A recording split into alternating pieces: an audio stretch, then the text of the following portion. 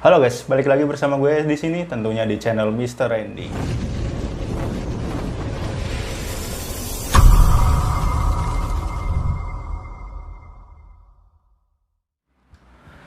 Oke, seperti yang kalian lihat pada judul, di video kali ini gue akan membahas tentang sub for sub, yaitu sejenis apa ya, istilahnya hal yang sering dilakuin khususnya bagi YouTuber pemula, seperti gue juga. Tapi sebelumnya gue mau disclaimer dulu bahwa nanti pernyataan-pernyataan yang gue ungkapin itu sebagian besar dari opini gue pribadi atau pendapat gue pribadi. Jadi kalau misalkan kalian nggak suka atau kurang setuju, kalian bisa menyangkal lah atau apa itu atau mau nambahin atau maupun ngelurusin gitu di kolom komentar maupun DM gue secara langsung. Intinya gue di sini mau berbagi. Jadi kalau misalkan ini bermanfaat bagi kalian, kalau misalkan apa yang gue sampaikan itu apa dirasa benar dan segala macam itu bisa diterapin. Tapi kalau misalkan yang gue sampaikan nantinya itu salah atau misalkan kalian udah pernah ngelakuin itu ternyata beda sama apa yang gue omongin, kalian bisa apa istilahnya memberikan komentar kalian lah. 1 minute 37 seconds later. Nah, bagi yang belum tahu, sub for sub adalah kegiatan atau aktivitas yang mana sesama para YouTuber ya, istilahnya pemilik channel YouTube untuk saling subscribe akun channel mereka. Nah, hal ini bertujuan tentu saja untuk menambah jumlah subscriber, yang mana nantinya digunakan ya untuk syarat apa? Istilahnya syarat minimum monetisasi ya, kalau mau menjadi YouTube partner gitu, itu minimal 1000 subscriber. Nah, untuk YouTuber pemula seperti kita, gue tentunya juga kalau untuk apa ya mendapatkan subscriber itu untuk awal-awalan itu emang sangat sulit, apalagi kan kita ya belum terkenal lah, belum dikenal dan sebagainya macam.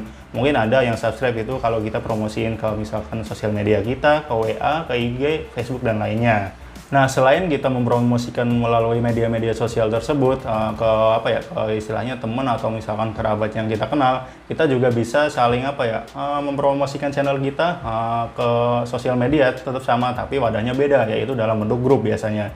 Banyak grup untuk apa ya, YouTuber pemula lah khususnya, yaitu YouTuber apa, misalkan grup saling subscribe, grup YouTuber pemula, ada YouTubers Indonesia dan sebagainya macam, yang mana isinya apa ya, mostly di dalamnya itu tentang apa ya, mempromosikan channel mereka lah intinya biar pada saling subscribe. Nah, gue sendiri juga masuk ke dalam salah satu grup tersebut. Ya, tujuannya ya seperti yang gue sampaikan tadi, yaitu untuk mendapatkan jumlah subscriber selain dari apa yang gue promosiin di sosial media. Ya, tentu saja kan kalau misalkan apa ya, kita secara normal, maksudnya secara ngikutin algoritma YouTube dan sebagainya macam, untuk pemula seperti gue ini, seperti kita ya, untuk mendapatkan subscriber itu sangat susah kan. Kalau ya itu salah satu jalan, sub for sub ini adalah salah satu jalan untuk apa ya mendapatkan banyak subscriber. Tapi apakah sub for sub itu aman? Apakah ada ketentuannya dan sebagainya macam? Oke, gue akan bahas satu persatu. Oke, gue akan masuk ke poin pertama, yaitu tentang kelebihan sub for sub. Nah, di sini sub for sub itu sangat apa ya istilahnya bagi YouTuber pemula itu hal wajib ya kayaknya ya untuk melakukan sub for sub, yaitu yang seperti gue sebutin tadi, yaitu untuk meningkatkan jumlah subscriber.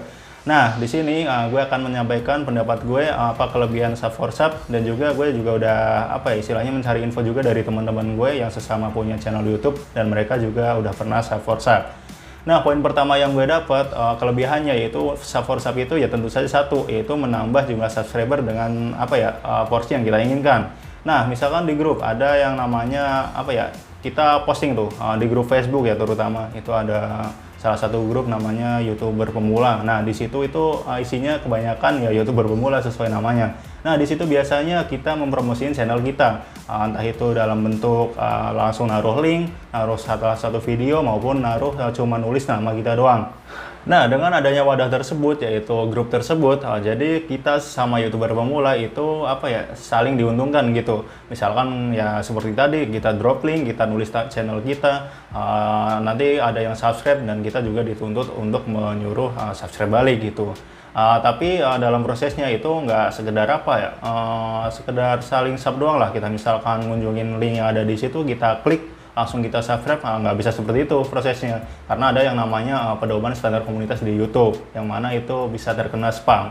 Nah, itu adalah salah satu ya kelebihan sub for sub, yang mana kita bisa mendapatkan jumlah subscriber yang kita inginkan dengan cara mempromosikan channel kita kepada teman-teman kita satu komunitas, yaitu komunitas di grup, yang mana nantinya kita drop link, mereka subscribe, kita subscribe, jadi sama-sama saling menguntungkan. Selain itu kelebihannya menurut gua ya cuma itu doang sih kalau sub for sub, yaitu untuk cepat meningkatkan jumlah subscriber, sama ya satu lagi kita jadi punya apa ya, kalau misalnya kita aktif di grupnya jadi kita kayak semacam punya komunitas lah, menambah teman, misalnya bersilaturahmi dan segala macamnya, saling support dan mendukung satu sama lain gitu. Intinya kalau diambil dari positifnya gitu. Jadi selain kita bisa menambah apa ya jumlah subscriber seperti yang kita inginkan untuk menggapai target apa minimal untuk monetisasi, yang kedua juga untuk apa saling silaturahmi, menambah teman ya walaupun teman online ya di sosial media gitu, dan juga untuk saling mendorong, saling memberikan semangat untuk para YouTuber pemula seperti gua juga ya. Kita saling support, saling apa ya, saling membantu, yang mana nantinya tentu tujuannya biar kita bisa sukses bersama-sama gitu ya. Nah, itu dia ya tadi tentang kelebihan kita melakukan sub for sub bagi YouTuber pemula tentunya. Nah, poin kedua, setiap kelebihan pasti tentunya ada kekurangan. Nah, di sini menurut gue pribadi, sub for sub itu daripada kelebihannya itu banyak kekurangannya. Nah, apa aja kekurangannya? Gue bahas ya satu persatu. Oke, poin pertama, poin kekurangannya yaitu satu, sebenarnya sub for sub itu secara apa ya, secara pedoman standar komunitas di YouTube itu dilarang oleh YouTube tentunya. Karena apa? Karena itu adalah apa ya, komunikasi atau interaksi yang tidak otentik. Maksud di sini interaksi tidak otentik itu ya interaksi yang secara dibuat-buat gitu. Kita mendapatkan subscriber dengan cara kita nge-sub orang lain, dan juga apa ya, orang lain nge-sub kita. Jadi itu otomatis terdetek oleh sistem YouTube bahwa itu adalah apa ya, interaksi yang dibuat-buat. Nah, itu sangat apa ya, sangat berpengaruh ya pada penilaian YouTube kepada channel kita ya, yang mana nantinya kalau misalkan kita akan mendaftarkan monetisasi. Nah, ya, di sini banyak beberapa kasus apa ya, realnya ya, yang mana jumlah subscriber yang dihasilkan dari sub for sub itu terkadang menurun. Nah, ini yang menjadi masalah utamanya. Kalau misalkan kita ya udah dapat 1000 subscriber lah dari hasil sub for sub gitu, kok tiba-tiba subscribernya pada menurun gitu, misalkan pada berkurang, malah di grup ada yang apa ya, gini, keluar-keluar gini nih, contohnya pada gini.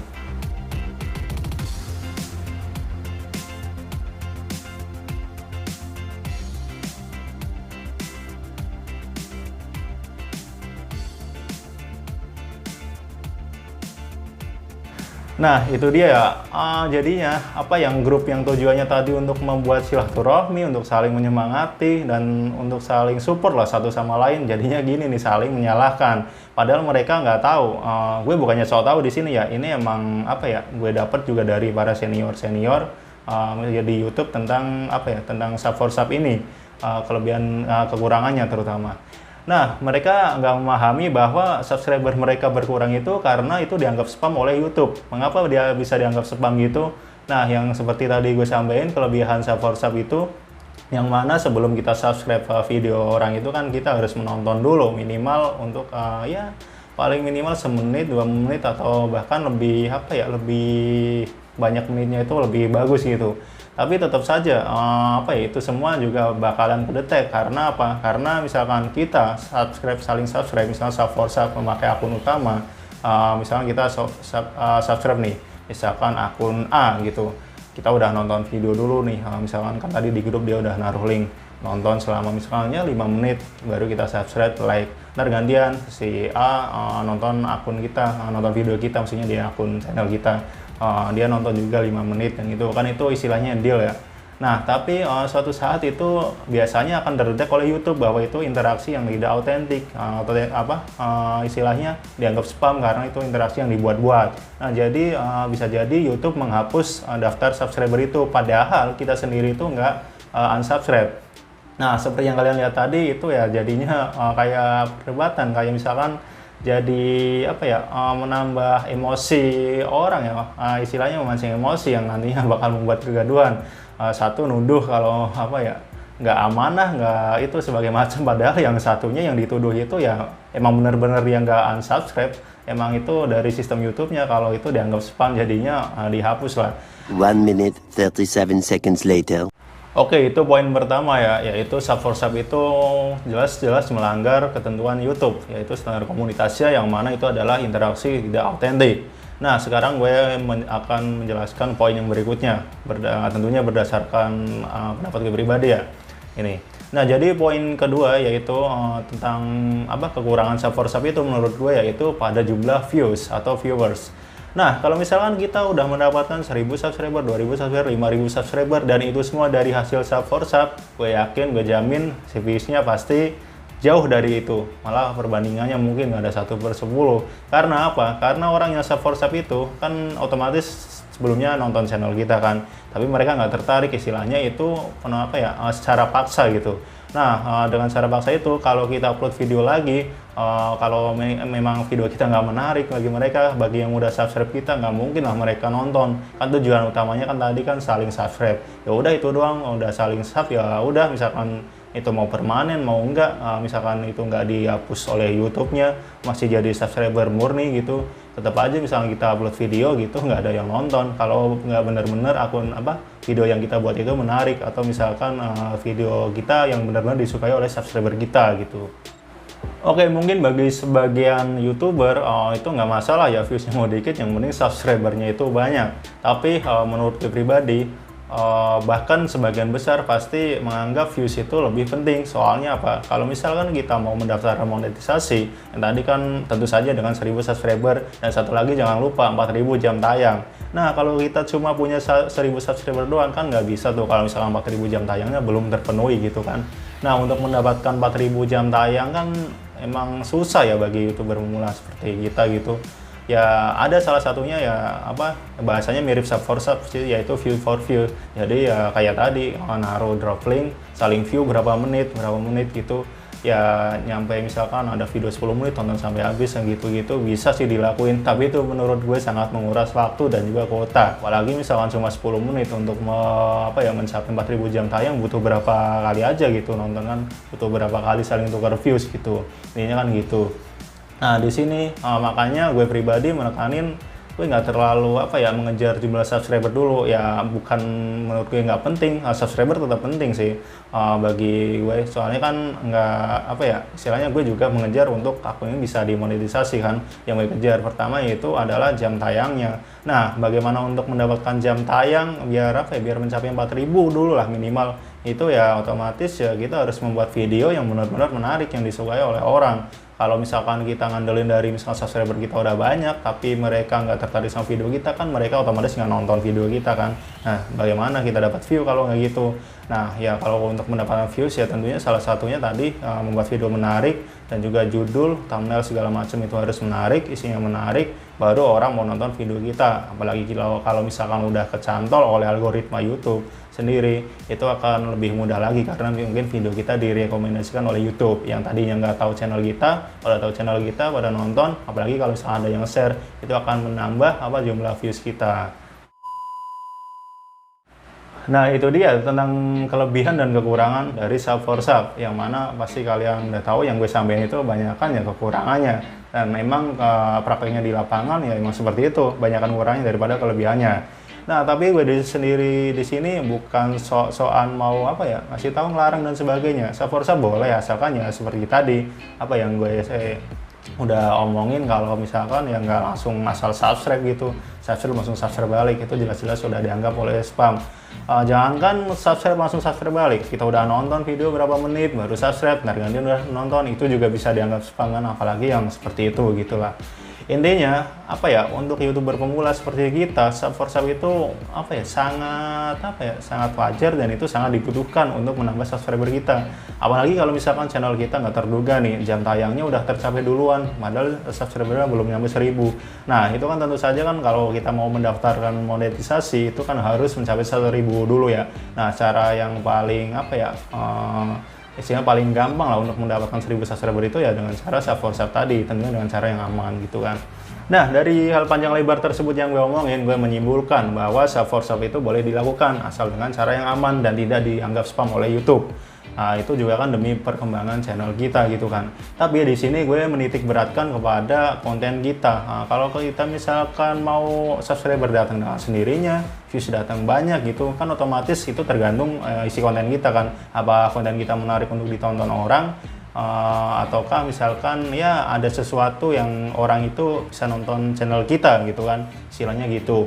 Nah itu yang gue lakuin, yaitu bagaimana caranya mendapat views yang banyak, jam tayang yang banyak, itu dengan cara berfokus pada video yang gue buat gitu.